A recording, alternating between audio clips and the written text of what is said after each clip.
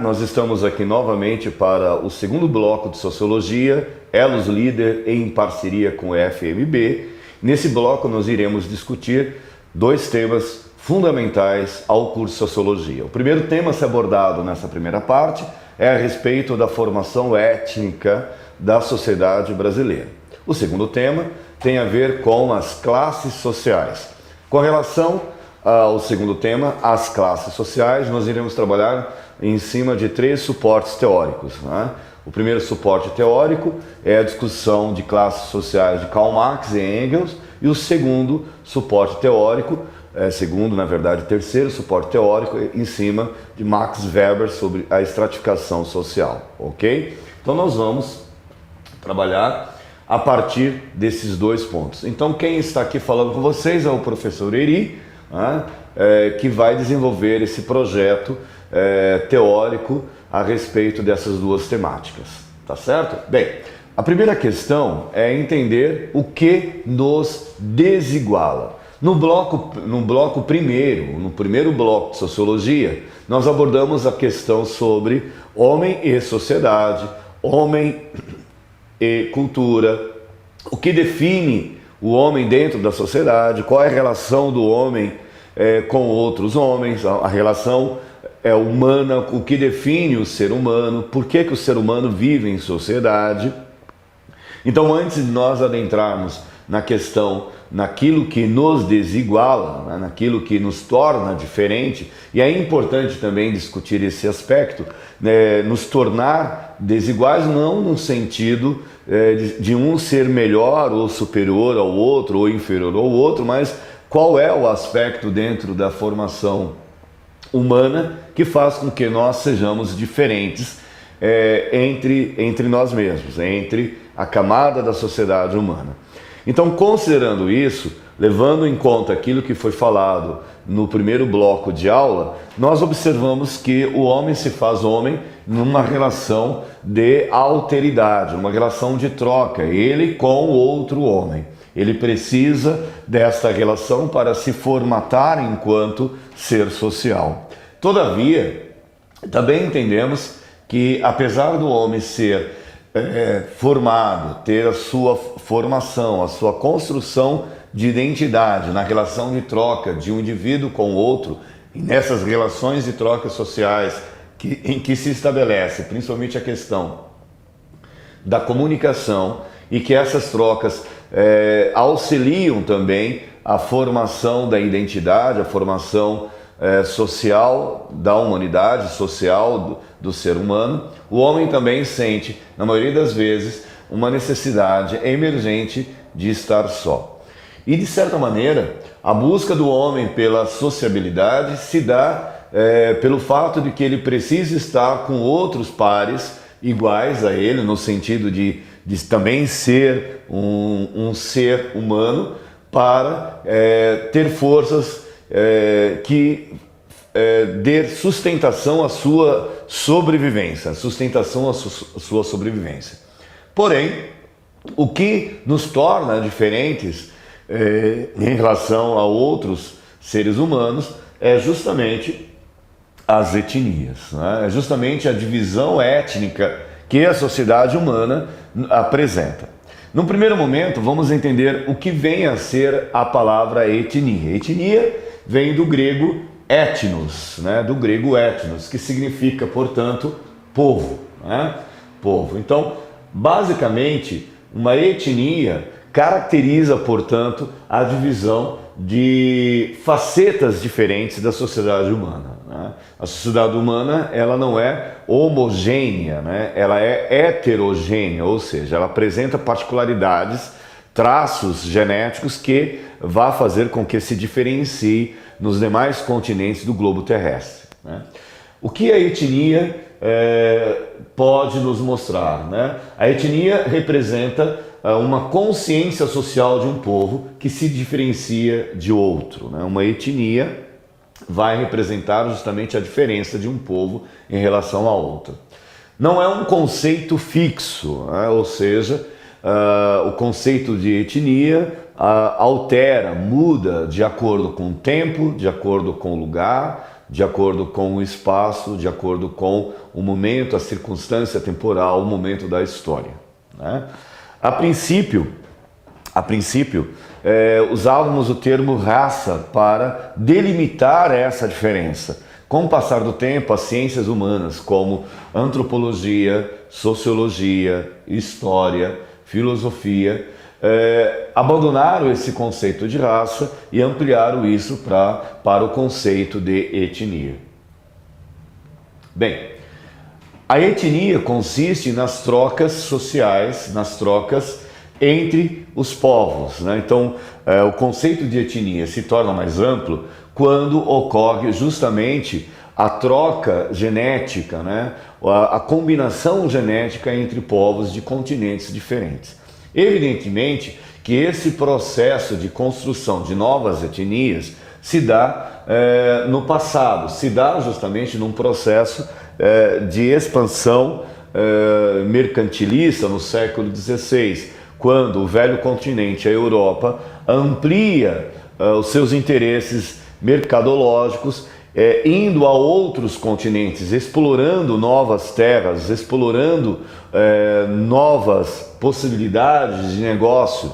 Então, no século XVI, a princípio, nós tivemos dois povos muito importantes que levaram à expansão, de certa maneira, étnica e a visão de mundo tradicional centrada numa concepção da Europa, o chamado eurocentrismo, né? Então essa visão eurocêntrica se expande para novos continentes.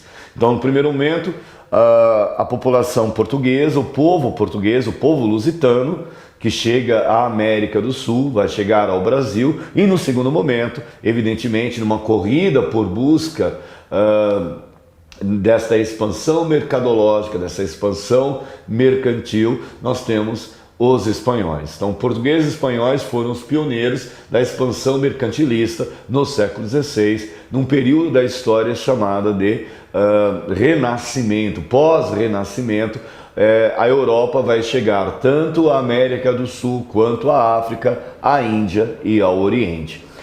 A partir deste contato do povo europeu, da etnia branca, né, caucasiana, em contato com novas etnias, em contato com povos até então considerados desconhecidos, principalmente os povos ameríndios, né, os nativos da América, tanto a América do Norte, América Central, quanto a América do Sul.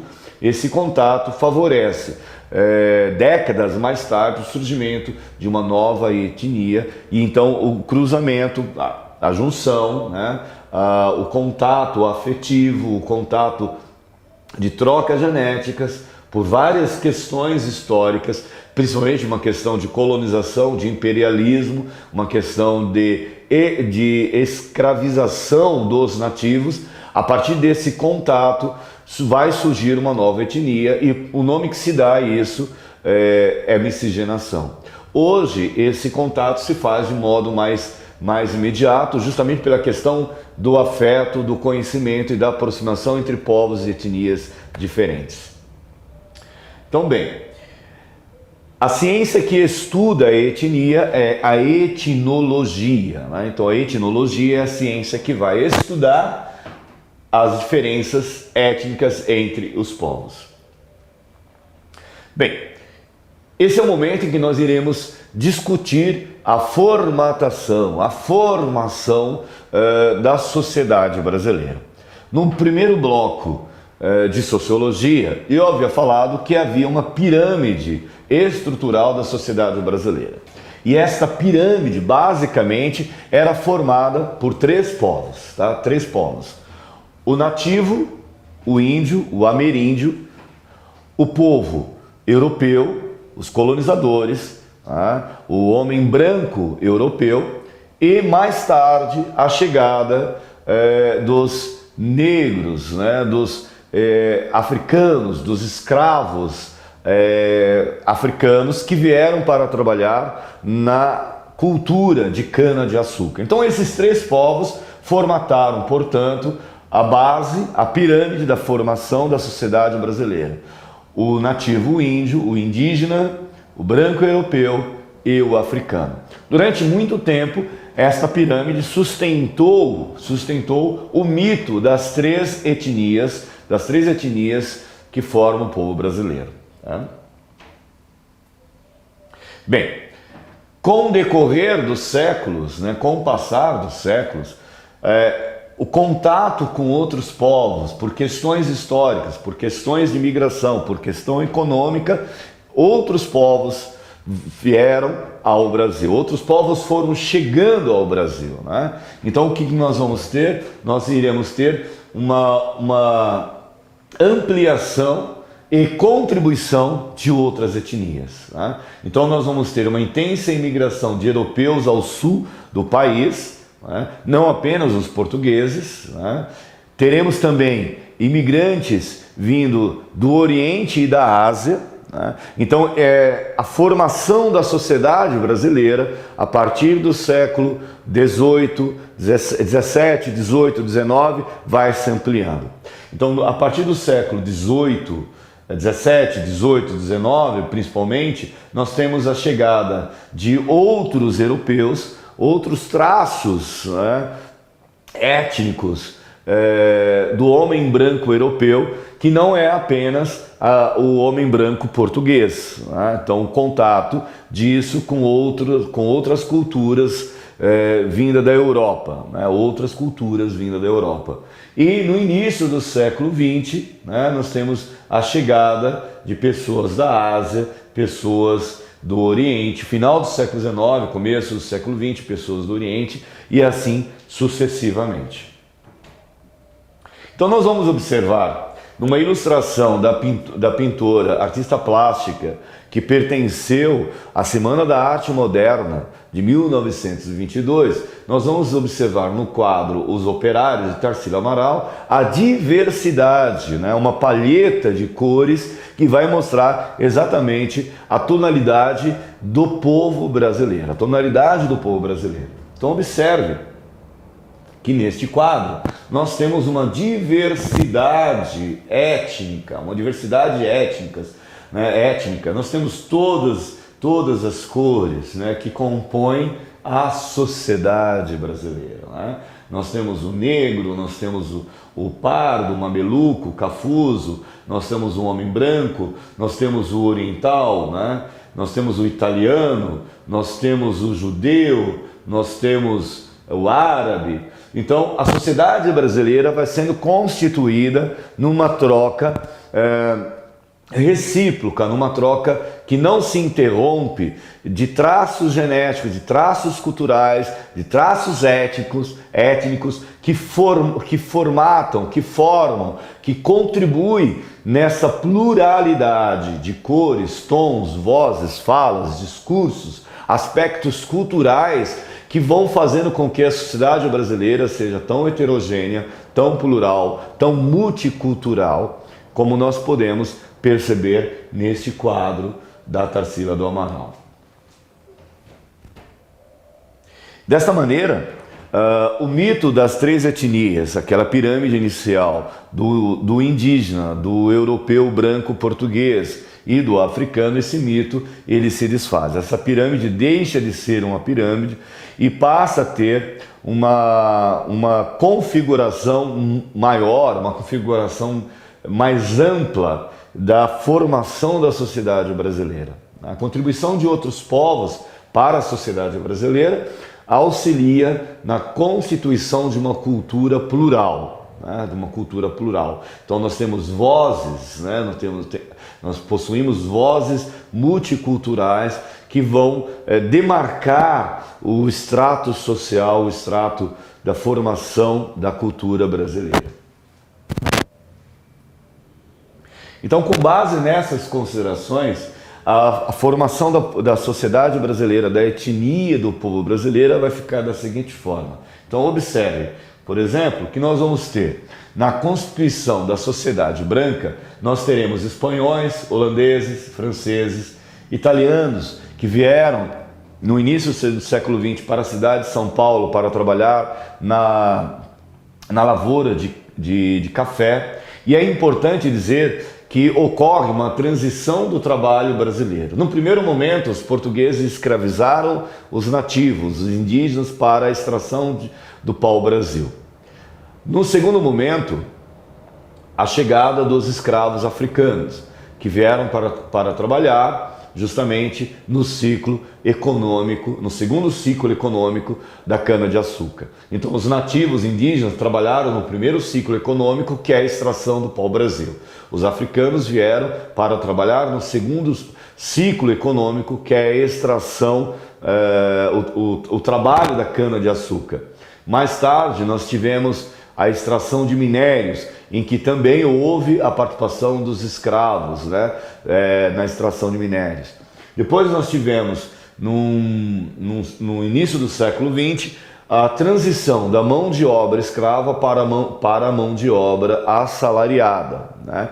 E com isso, a chegada de imigrantes de outras partes da Europa para trabalhar no plantio de no plantio de café na cidade de São Paulo, né? Principalmente nós vamos ter polacos, alemães, e italianos também vindo para o sul do país, né? Bem, o que nós vamos ter? A mão de obra escrava, né, século XVI. Esses escravos vieram provavelmente de povos bantus e sudaneses. Originalmente, o Brasil, né, fora praticamente o maior importador, comprador de mão de obra escrava. O tráfico negreiro fez com que o Brasil utilizasse mais de 4 milhões de almas escravas africanas, né? Então o Brasil fora, ao lado de Cuba, o último país, ou os dois últimos países, a abrirem mão da estrutura socioeconômica em que se alicerçava da exploração do escravo africano, né? Machado de Assis é um grande escritor brasileiro do século XIX. Ele é o fundador da Academia Brasileira de Letras e ele também é um bom exemplo desse reflexo étnico das trocas culturais entre dois povos. Machado de Assis, ele é o resultado, né, da junção de duas culturas, né, o europeu e o africano. E Machado de Assis, enquanto mulato, né, enquanto homem que nasce da junção dessas duas etnias, ele escreveu inúmeras vezes obras em que aponta o processo da utilização da mão de obra escrava brasileira, né? Então, por exemplo, o livro Memórias Póstumas de Brás Cubas, de 1881, o personagem Brás Cubas é um homem branco em que a sua estrutura socioeconômica, ele é um burguês em que ele utiliza justamente da mão de obra escrava, né? Da mão de obra escrava. Para vocês perceberem como durante muito tempo, mesmo depois da Lei Áurea, muito depois, 1888, da Lei Áurea, o Brasil ainda continuava importando, continuava estabelecendo o comércio de escravos com outros países, apesar de haver uma espécie de policiamento dos mares por parte da Inglaterra. A Inglaterra policiava os mares para impedir o tráfico negreiro. Então, para ludibriar, de certa maneira, a compra de escravos, para não deixar isso muito às claras, né?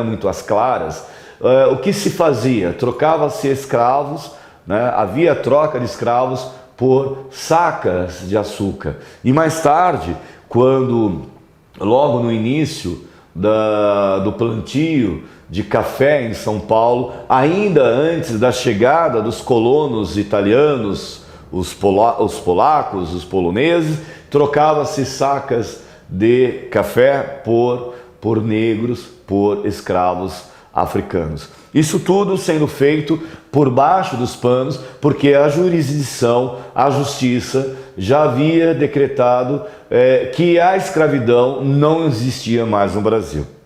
Apesar disso tudo, já em pleno século XX, início do século XX, um conto de Monteiro Lobato chamado Negrinha ainda nos alerta da presença de um pensamento e de uma postura colonizadora, uma postura escravocrata. Então, nesse conto Negrinha de Monteiro Lobato, mostra como a sociedade brasileira, embora do ponto de vista da lei tivesse abolido a escravidão, em plenos anos 10, 20, 30 do século XX, ainda havia em várias fazendas, em vários sítios, um pensamento escravocrata. Então era muito comum, por conta da situação socioeconômica em que os escravos se encontravam pós a abolição, muitos escravos voltavam às antigas fazendas em troca de comida e moradia. Chamados escravos,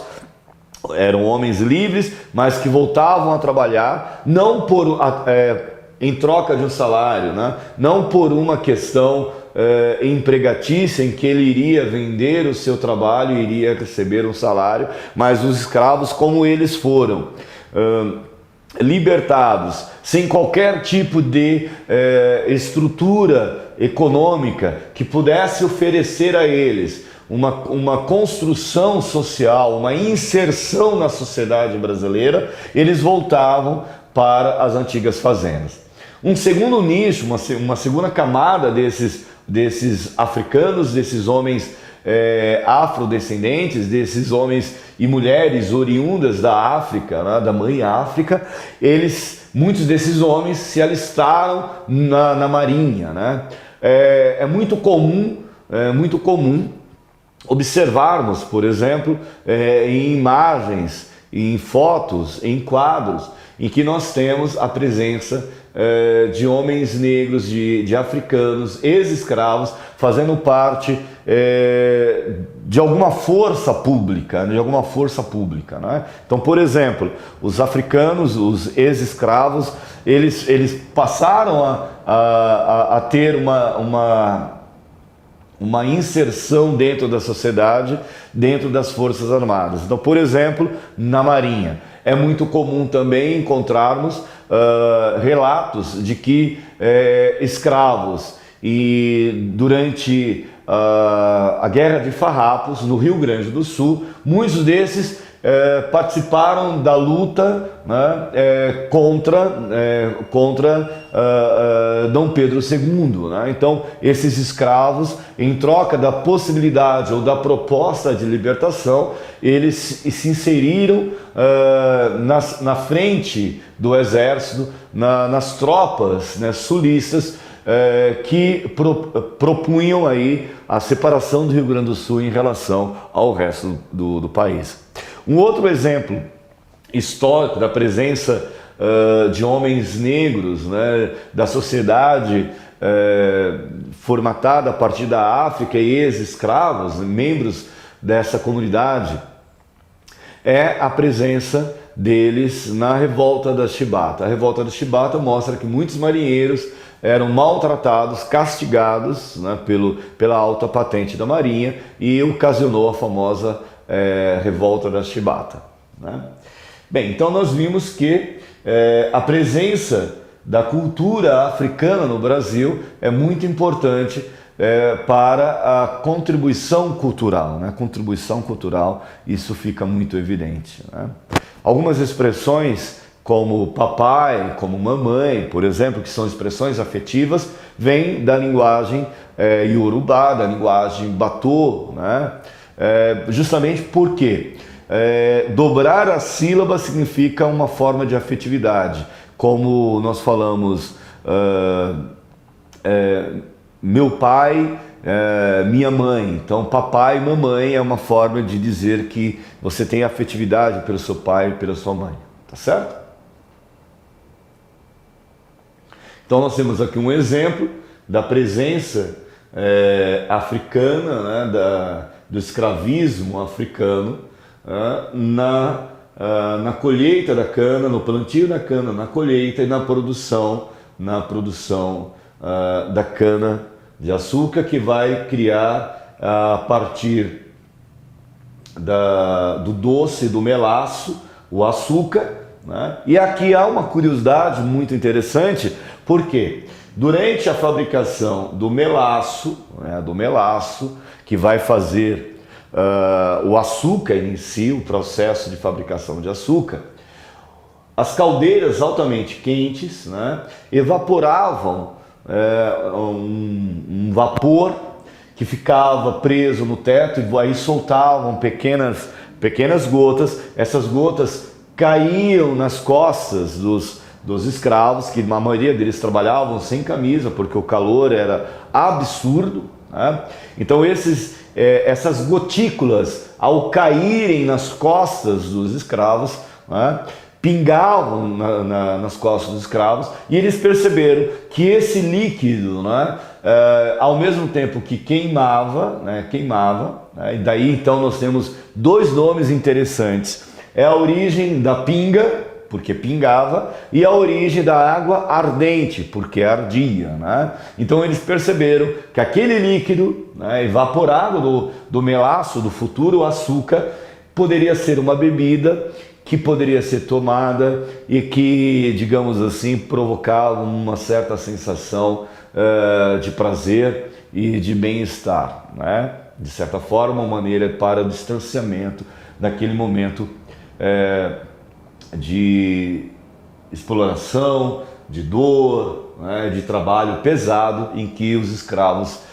africanos passavam, ok? Bem, o principal elemento da formação do povo brasileiro, evidentemente, que são os ameríndios, né, os índios da América do Sul. Da América, de modo geral, né? É importante dizer que o termo índio não é um termo muito adequado, né? Não é um termo muito adequado. Historicamente falando, sabemos que tanto portugueses quanto espanhóis, se levarmos em consideração os portugueses em si, vamos observar que eles não saíram da Europa, digamos, à revelia, né? Não saíram da Europa de maneira despretensiosa, né?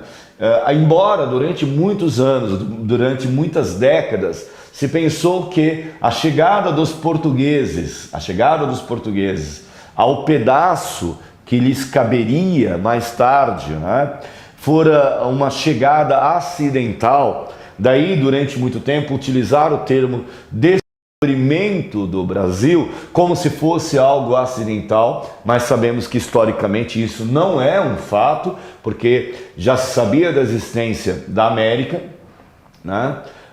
Cristóvão Colombo já havia chegado aqui. Mais tarde, Américo Vespúcio ele dá o nome a esse continente de América, daí Américo Vespúcio, né?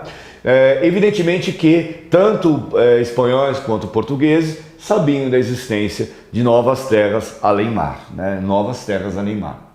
Então, dizer que esses nativos eram índios porque achava-se que estava se chegando à Índia é um equívoco linguístico que durou durante muitas décadas na história da colonização europeia no Brasil, né? Tanto é que nós nos referimos a esses nativos. Hoje a sociologia, a antropologia refere-se a eles ou como ameríndios ou como, de maneira mais correta, como indígenas, né? Nativos ou indígenas, né?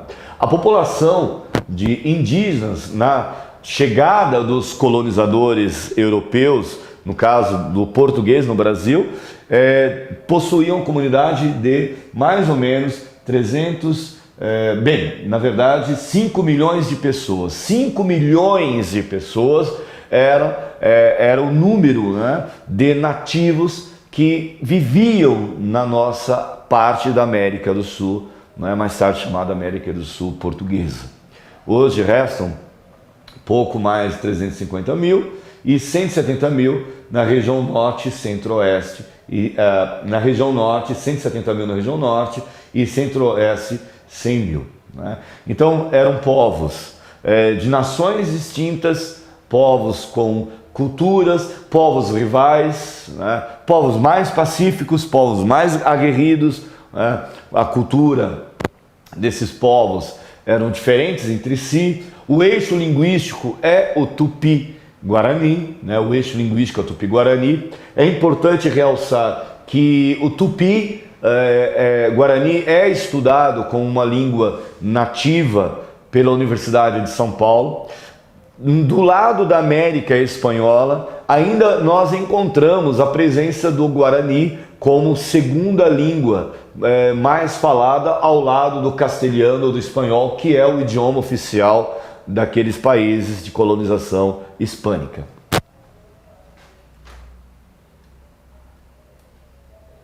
Então nós temos aqui uma exemplificação de um ritual de passagem, né, de uma tribo nativa, de uma tribo de índios, né, de indígenas, né? Então nós vamos ter a demonstração de que, apesar do número menor, eles tentam sobreviver, fazer com que sobreviva, né, os seus ritos, a sua língua e a sua cultura. Embora cada vez mais o homem branco tente interferir na subsistência desta cultura, principalmente a cultura ocidental, as religiões cristãs do Ocidente têm levado a essas tribos a sua forma de enxergar o mundo, enquanto que ocorre uma espécie de apagamento das narrativas míticas das culturas indígenas, né? Então é necessário se ter um profundo cuidado, porque ao tentarmos oferecer a essas tribos, a essas nações, né, a nossa forma de enxergar o mundo, a nossa forma mítica e narrativa de interpretar a realidade, oferecer as nossas crenças, oferecer as nossas religiões, ou a religião cristã, judaico-cristã, nós podemos estar ofertando a eles o esquecimento da sua própria cultura. Muitos nativos indígenas estão frequentando universidades. Por um lado, isso é muito importante, porque tem tudo a ver com a inserção dessa comunidade numa sociedade moderna. O letramento, o contato com a língua escrita e falada do idioma oficial do país, no caso, tanto a língua portuguesa do Brasil ou o espanhol, no caso da América Hispânica, né? Isso é importante sim. É importante que o nativo indígena ele possa se inserir no mercado de trabalho, que ele se forme médico. As universidades federais, né, a Unicamp tem um projeto de inserção de cotas aos nativos, né, aos indígenas. A USP, a Universidade Federal de Brasília, né, a UNB, a Universidade de Brasília. Então essas universidades públicas oferecem a possibilidade desses indígenas, desses jovens se tornarem médicos, engenheiros, advogados, né? Então isso faz com que eles participem de maneira mais ativa da sociedade brasileira e que possam também devolver ao seu povo um princípio de dignidade, um princípio de participação da comunidade brasileira como um todo. Todavia é importante se entender que eles não podem apagar, eles não podem cair no esquecimento, eles não podem esquecer de onde eles vieram, eles não podem apagar os traços culturais que tanto os identifica, que tanto os mostra que esses povos, essas nações contribuíram na formação da sociedade brasileira. Então isso é muito importante. Bem, caboclos ou caipira ou mameluco, né? De certa maneira, a junção do homem branco com o índio. Evidentemente que o caboclo, mameluco ou caipira, ele surge do primeiro contato do colonizador branco europeu, português, né? Ou, no caso da América Hispânica, espanhol com o nativo, né? Então é o branco com o índio, né? Que caracteriza 16% da população brasileira, né? Eu vou mostrar para vocês agora um quadro que representa muito bem essa situação, né? Então primeiro eu vou passar aqui o quadro. Então nós temos aqui o quadro do pintor Almeida Júnior, que vocês poderão visitar na Pinacoteca do Estado de São Paulo, né? Quem for do Estado de São Paulo é muito mais fácil, quem for da capital fica perto da Estação da Luz, e quem for de fora da cidade de São Paulo, da capital de São Paulo, né, teria que fazer uma pequena viagem, mas também é possível visitá-lo virtualmente, porque esse é um quadro de domínio público, então você pode baixar e visitar. Então nós observamos aqui o caipira, né, o mameluco, né, o caboclo cortando o fumo. E aqui nós temos um vaqueiro da região do Nordeste, né? Observe como de um lado nós temos uma pintura e do outro nós temos uma fotografia que representa bem o universo desse caboclo, desse caipira, né? Que ele descende da união entre o europeu, o homem branco europeu, e o nativo, o indígena, o nativo da terra brasileira. A palavra mameluco, né, há uma certa controvérsia, né, sobre a sua origem. Então vem do árabe mameluc, né, que tem a ver com soldados africanos, né, ou a palavra mameluc é uma palavra que denota a ideia de escravo. É importante dizer que o conceito de escravo não surgiu no momento da colonização europeia na África. Outras culturas também tiveram um conceito de escravo, né? Exploração de uma mão de obra forçada, né? Então, se vamos pegar a historicidade grega, por exemplo, né? Os gregos, quando eles expandiram o seu espólio territorial, né? Expandiram a sua cultura, quando eles venciam guerras, né? Aqueles sobreviventes dessas guerras se tornavam escravos. Essa é a primeira definição. No segundo momento, quando nós olhamos, por exemplo, a sociedade grega, se o indivíduo nascesse endividado, né, porque os seus pais tinham uma dívida, ao ter a dívida e não conseguindo sanar essa dívida, você também se tornava escravo da pessoa a quem você devia. E se o indivíduo tivesse filhos, né, durante esse período de escravidão econômica, digamos assim, da dívida que o indivíduo possuía com a pessoa a quem se devia uma certa quantia, o filho também iria se tornar escravo. Então o conceito de escravo ele é maior do que simplesmente a ideia da exploração da mão de obra africana, né, do século XVI. Né? Então a ideia de escravo não tem a sua origem marcada simplesmente no século XVI, ela é muito mais longínqua, começando lá com os gregos. Evidentemente que os gregos não foram os primeiros a escravizar, outras culturas também o faziam. Por exemplo, o Egito, né? O relato bíblico dos judeus sendo escravizados pelos egípcios, o relato José no Egito é um bom exemplo disso, ou então Moisés também, né? Os judeus ficaram longos 40 anos servindo o faraó, né? Então vejam que a ideia de escravo não é apenas uma ideia, não surge apenas com os colonizadores brancos europeus, portugueses, espanhóis, franceses, ingleses, durante a expansão mercantilista do século XVI, do Renascimento, né, da Idade Moderna. Então isso não nasceu com os europeus no século XVI. Todas as culturas, ao longo do tempo, com devidas diferenças entre si, também possuíam a ideia da exploração da mão de obra escravo de outros povos, principalmente quando havia um conflito bélico, havia guerra. Então sempre havia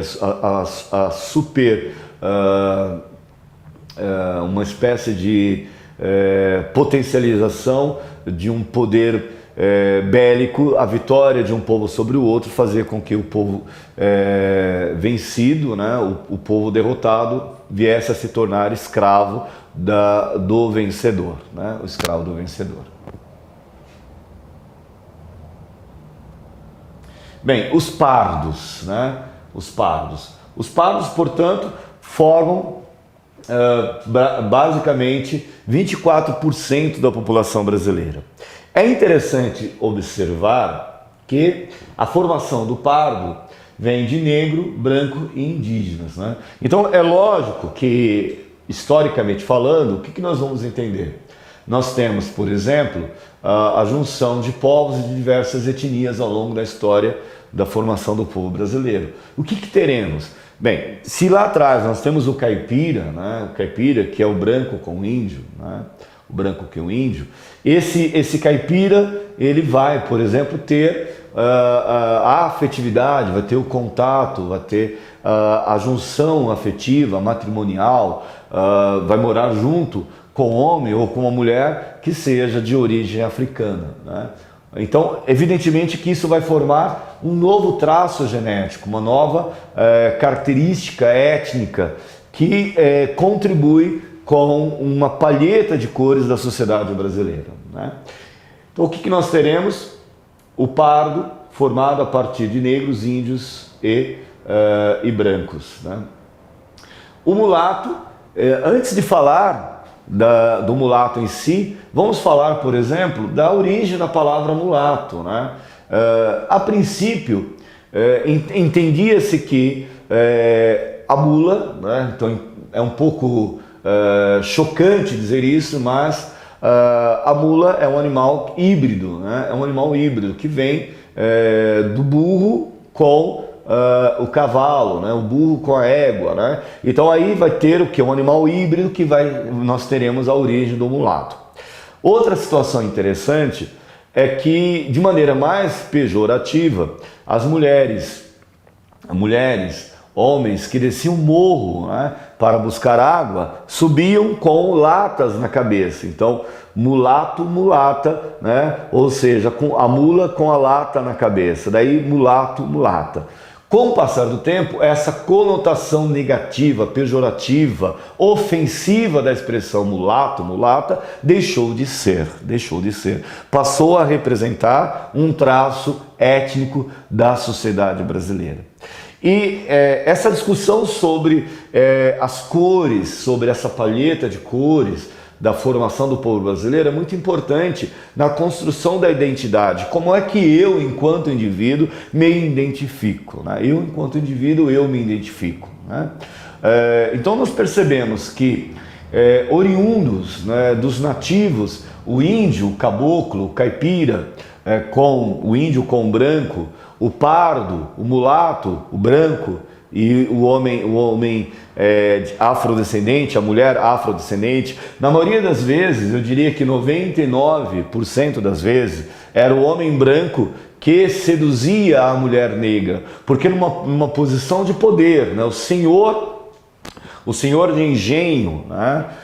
O senhor de engenho, o dono, né, do engenho de cana-de-açúcar, né, desejava a mulher negra, né, e tinha com ela, conluio, tinha relações sexuais. Então essa escrava, ela engravidava do senhor de engenho, e isso era uma forma também de ofertar, de certa maneira, a continuidade da escravidão, né? Era muito comum durante o período de escravidão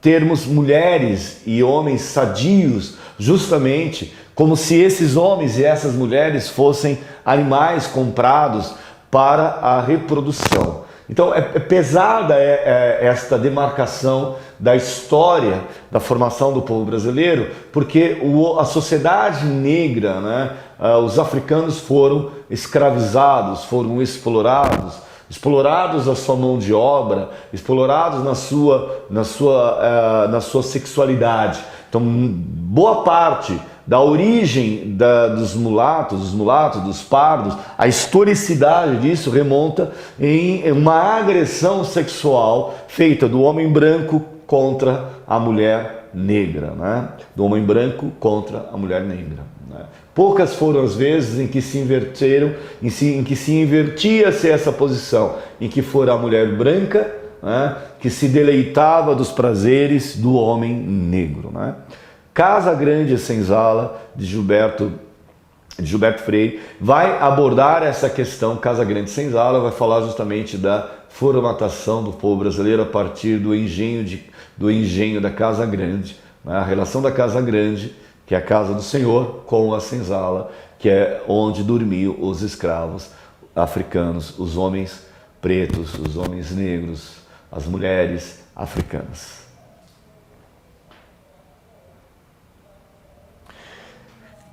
Hoje a sociedade brasileira, as universidades, por uma questão constitucional, por uma questão legal, oferece tanto a nativos indígenas quanto a afrodescendentes a oportunidade de reduzir essa diferença socioeconômica e, de certa maneira, oferecer a eles a oportunidade de equilibrar a desigualdade sócio-histórica, a desigualdade socioeconômica através das cotas. Mas como identificar um homem, um candidato, uma candidata, pela sua tipologia, né? Pelo seu traço étnico? Como dizer, eu sou branco, né? eu sou pardo, eu sou mulato, eu sou negro, né? Como é que se faz isso? Então criou-se um estudo, né? Criou-se uma forma, um logaritmo em que é possível cruzar traços étnicos, né, para se mostrar, por exemplo, que você é branco, você é pardo, você é negro. Nós temos um estudo aqui, nós temos duas imagens, né, feitas pelas pesquisadoras da USP, né? Então no primeiro terço, né, dessa imagem nós vamos ter faces brancas. Vocês podem perceber que existem aqui semelhanças, né, genéticas do ponto de vista de identificação. Veja que parece que eles são todos parentes, porque na verdade nós todos somos irmanados dentro de uma sociedade humana.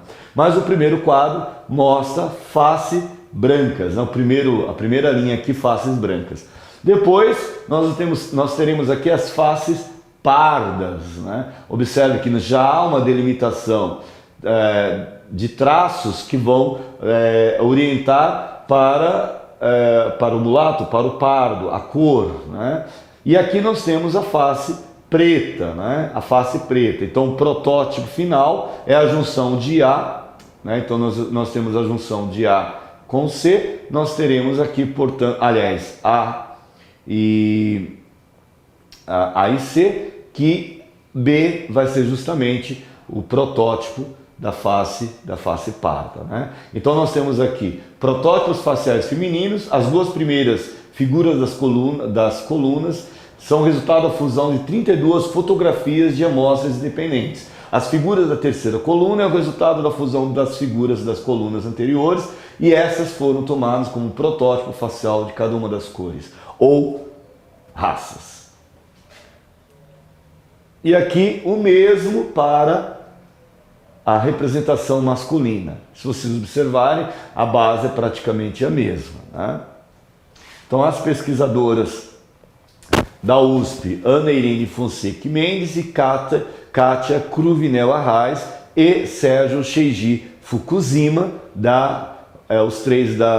os pesquisadores da Universidade de São Paulo, né? Então a Ana, a Kátia e o Sérgio, os três da Universidade de São Paulo, fizeram uma excelente pesquisa. Isso pode ser encontrado na internet. Bem, o que são os cafusos, né? União de negros e índios, que caracteriza 3% da população brasileira. 3% da população brasileira, e é mais frequente encontrá-los na região da Amazônia ou região centro-oeste e nordeste do Brasil.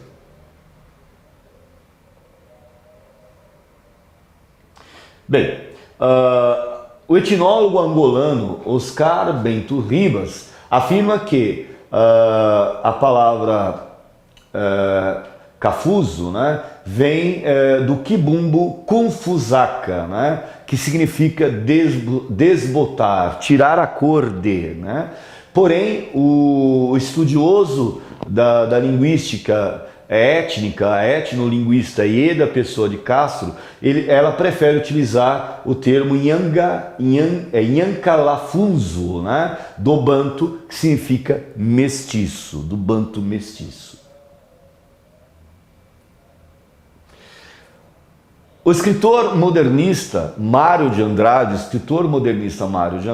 ele escreveu um livro icônico, representativo, dentro das principais correntes teóricas, filosóficas, antropológicas. Ele estudou o Levi-Strauss, ele estava estudando, né, para escrever o livro Macunaíma. Dentro desse livro, ele nos apresenta um personagem que é chamado Macunaíma, o herói sem nenhum caráter, né? O herói sem nenhum caráter. Então, Macunaíma é um livro que se estrutura dentro de várias possibilidades de análise. Macunaíma é um personagem que nasce de uma tribo de Tupaniumas, né, no litoral santista, ou seja, uma tribo de índios, uma tribo de indígenas, em que ele nasce de uma comunidade africana, né, ele nasce negro, ele tem como irmãos um índio, portanto, de pele vermelha, né, os seus irmãos são Maanape e Jigué, né? Então, os três povos, né? Eu tenho o negro africano, eu terei o índio, né? Que vai representar o nativo, e mais tarde ele por uma questão mítica e lendária, ele deixará de ser negro e passará a ser branco, né? Então, a obra Macunaíma, o próprio nome Macunaíma, é um nome de origem indígena, a sua pronúncia é Macunaíma, né? Porque ele pertence ao universo mítico-narrativo, da fronteira do Brasil com a Venezuela. Macunaíma é um deus, né, nativo, que representa justamente o hibridismo entre o bem e o mal, né? Então, Macunaíma ele vai se transformar de negro a branco, ele deixa de ser negro e passa a ser branco. Então, esta obra representa justamente o mito das três etnias que formam o povo brasileiro.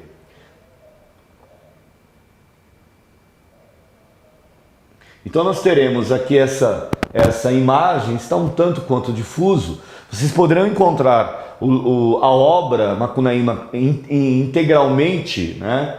Integralmente no YouTube. Vocês irão encontrá-la no YouTube. Esse é o momento do nascimento do Macunaíma. Então vocês podem perceber que nós temos aqui o índio, nós temos a mãe branca, nós temos o negro, e ele vai nascer como preto, né? Ele vai nascer como afrodescendente. Mário de Andrade, ele vai nos representar mais tarde com o poema O Trovador, né? Mário de Andrade nos representa mais tarde com o poema O Trovador. Então, nesse poema, Mário de Andrade representa justamente a fusão, né, dos três povos que formam a sociedade brasileira, né? Então, primeiro, ele vai dizer o seguinte: O Trovador, sentimentos emendo asperamente dos homens das primeiras eras, as primaveras do sarcasmo, intermitentemente do meu coração arlequinal, intermitentemente, outras vezes a um doente, um frio na minha alma doente, como um longo som redondo, cataponda, cataponda, drom, som tupi, tangendo um alaúde, né? Então percebam como, nesse poema de Mário de Andrade, ele dialoga com elementos da formação da sociedade brasileira. Primeiro, o título do poema, Trovador. Né? O título do poema Trovador remete aos trovadores portugueses do século XII. Então, já imediatamente eu faço uma alusão, faço uma associação à cultura eurocentrista, à cultura da historicidade do colonizador, do português, né? Do homem branco, do homem caucasiano, europeu, português, da cultura eurocentrista vinda através das caravelas, né, do início do século XVI de Pedro Álvares Cabral, né?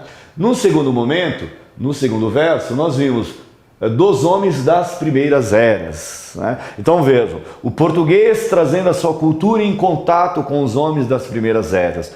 Tanto os homens das primeiras eras podem remeter justamente ao início desse contato, né, do português com o nativo, né, com o índio. Depois nós vamos ter, numa segunda estrofe, outras vezes é um doente, um fio na minha alma doente como um longo som redondo, né? Sou um tupi, ou seja, o nativo, o índio, tocando um alaúde, que é o instrumento de corda tocado pelo trovador. Então esse poema representa bem, num primeiro momento, o contato do índio com o português, né? Do índio com o português e vice-versa. Bem, nós iremos aqui fazer uma pequena pausa, tá certo?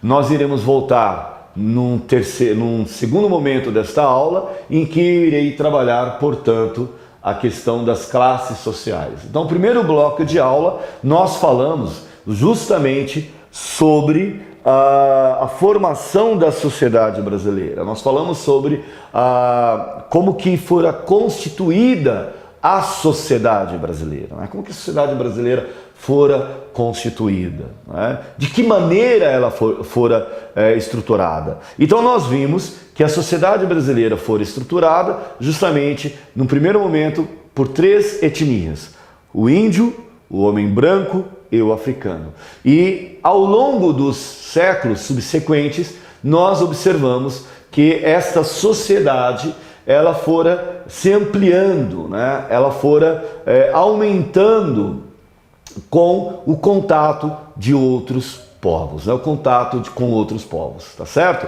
Bem, no segundo bloco de aula nós iremos falar sobre as classes sociais, ok? Então aguardem vocês, nós iremos tratar sobre classes sociais, ok? Muito obrigado.